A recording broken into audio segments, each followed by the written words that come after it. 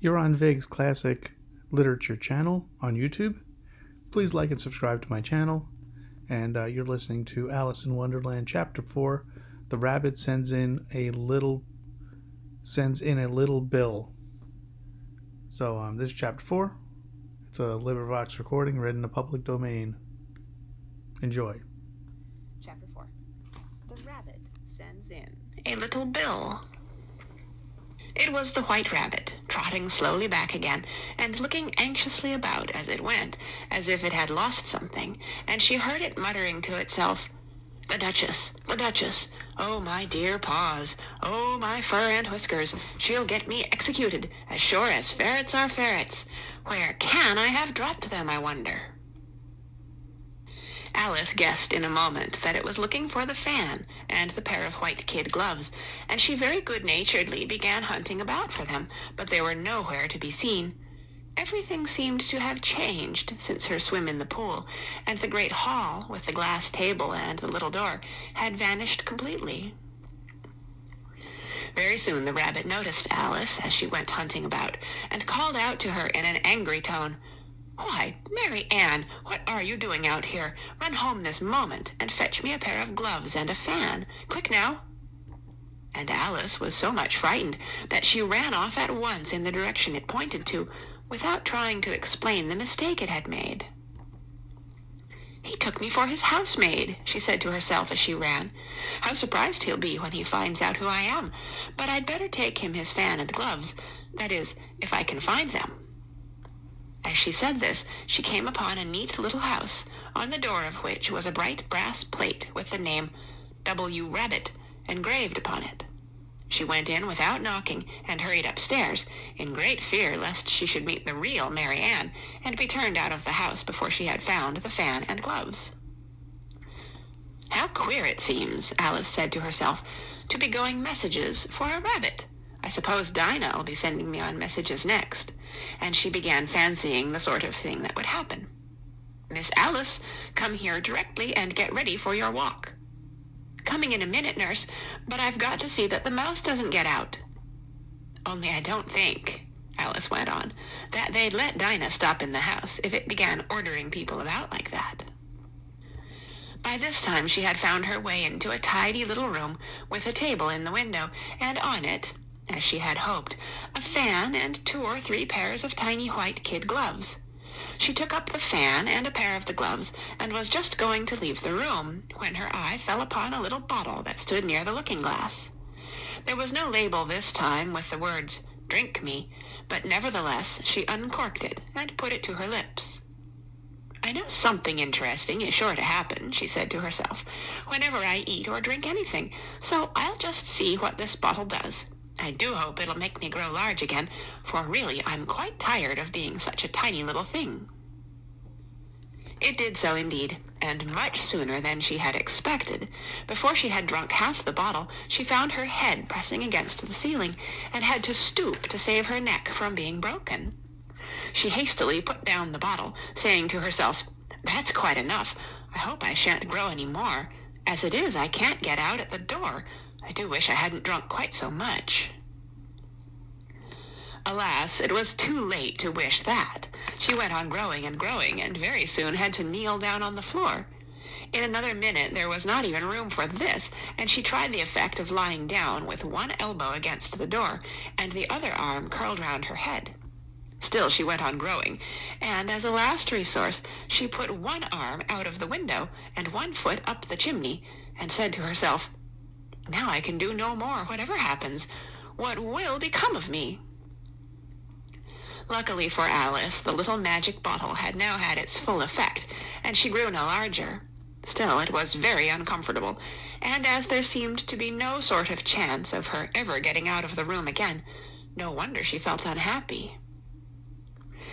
It was much pleasanter at home, thought poor Alice, when one wasn't always growing larger and smaller, and being ordered about by mice and rabbits. I almost wish I hadn't gone down that rabbit hole, and yet, it's rather curious, you know, this sort of life. I do wonder what can have happened to me. When I used to read fairy tales, I fancied that kind of thing never happened, and now here I am in the middle of one. There ought to be a book written about me, that there ought, and when I grow up I'll write one.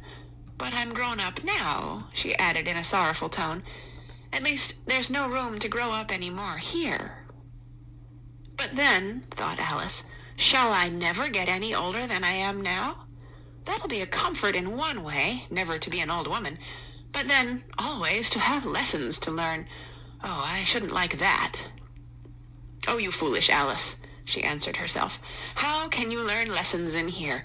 Why, there's hardly room for you, and no room at all for any lesson books." And so she went on, taking first one side and then the other, and making quite a conversation of it altogether.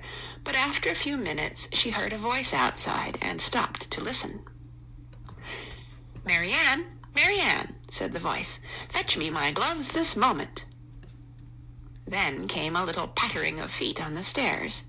Alice knew it was the rabbit coming to look for her, and she trembled till she shook the house, quite forgetting that she was now about 1,000 times as large as the rabbit, and had no reason to be afraid of it. Presently the rabbit came up to the door and tried to open it, but as the door opened inwards, and Alice's elbow was pressed hard against it, that attempt proved a failure. Alice heard it say to itself, "Then I'll go round and get in at the window." "That you won't," thought Alice, and after waiting till she fancied she heard the rabbit just under the window, she suddenly spread out her hand and made a snatch in the air.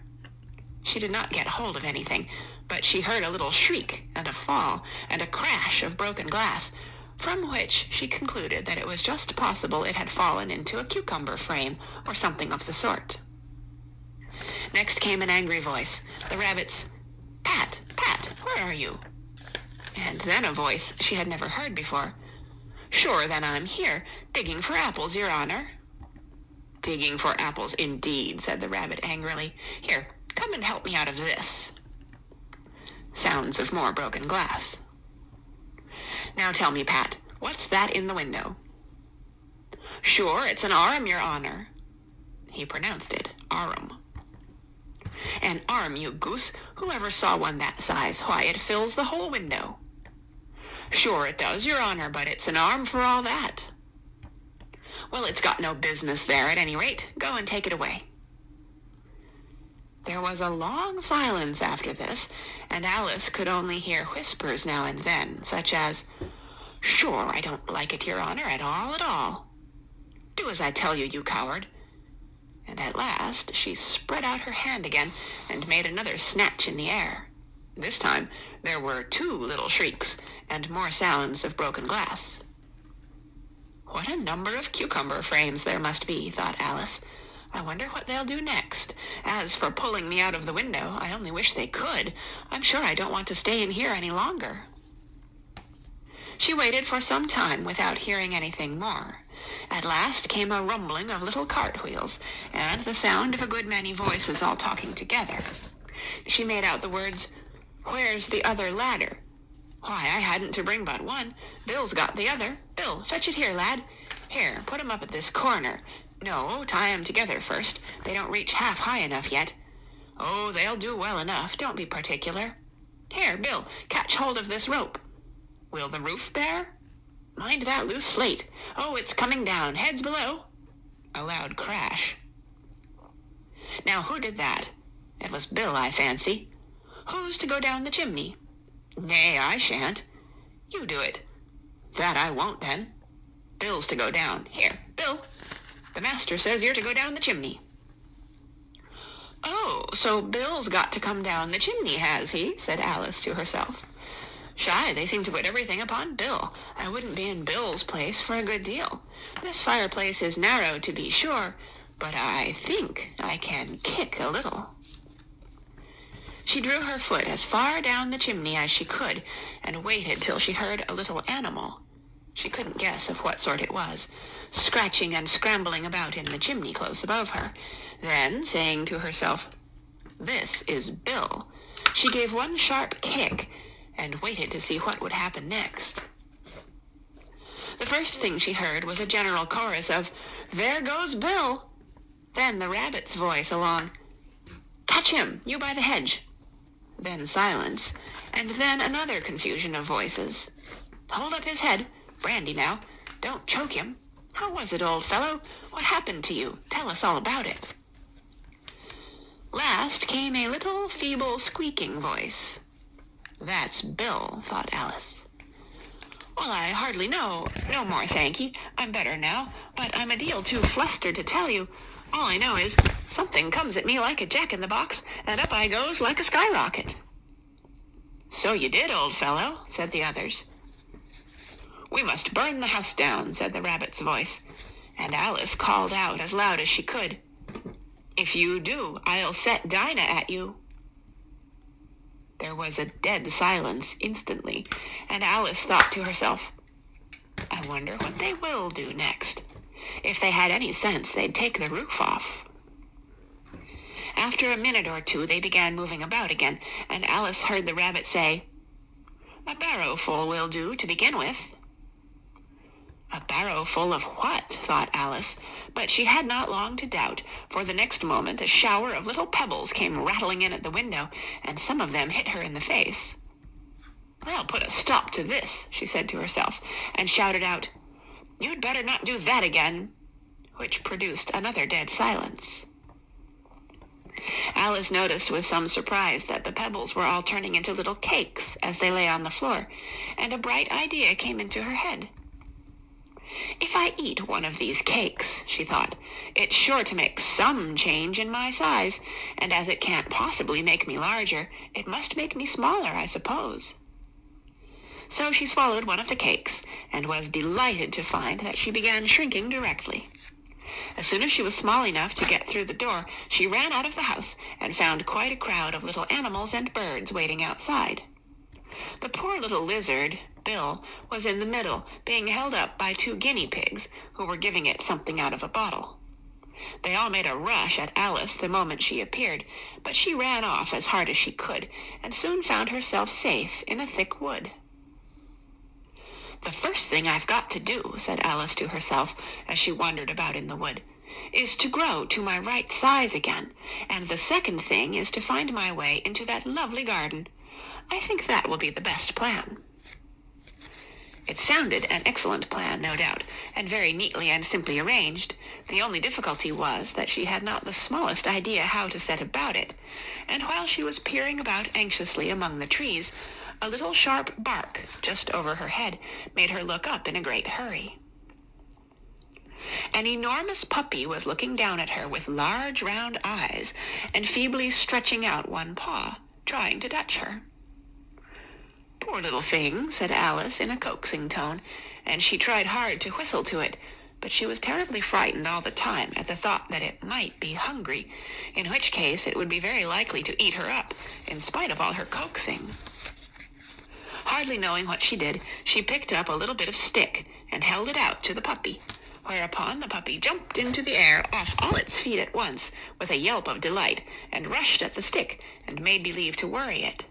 Then Alice dodged behind a great thistle to keep herself from being run over, and the moment she appeared on the other side, the puppy made another rush at the stick, and tumbled head over heels in its hurry to get hold of it. Then Alice, thinking it was very like having a game of play with a cart horse, and expecting every moment to be trampled under its feet, ran round the thistle again. Then the puppy began a series of short charges at the stick, running a very little way forwards each time, and a long way back, and barking hoarsely all the while, till at last it sat down a good way off, panting, with its tongue hanging out of its mouth, and its great eyes half shut. This seemed to Alice a good opportunity for making her escape, so she set off at once, and ran till she was quite tired and out of breath, and till the puppy's bark sounded quite faint in the distance. And yet what a dear little puppy it was, said Alice, as she leant against a buttercup to rest herself, and fanned herself with one of the leaves. I should have liked teaching it tricks very much, if I'd only been the right size to do it. Oh dear, I'd nearly forgotten that I've got to grow up again. Let me see. How is it to be managed? I suppose I ought to eat or drink something or other, but the great question is, what? The great question certainly was, what? Alice looked all round her, at the flowers and the blades of grass, but she did not see anything that looked like the right thing to eat or drink under the circumstances. There was a large mushroom growing near her, about the same height as herself, and when she had looked under it, and on both sides of it, and behind it, it occurred to her that she might as well look and see what was on the top of it. She stretched herself up on tiptoe, and peeped over the edge of the mushroom, and her eyes immediately met those of a large caterpillar that was sitting on the top, with its arms folded, quietly smoking a long hookah, and taking not the smallest notice of her or of anything else. End of chapter 4.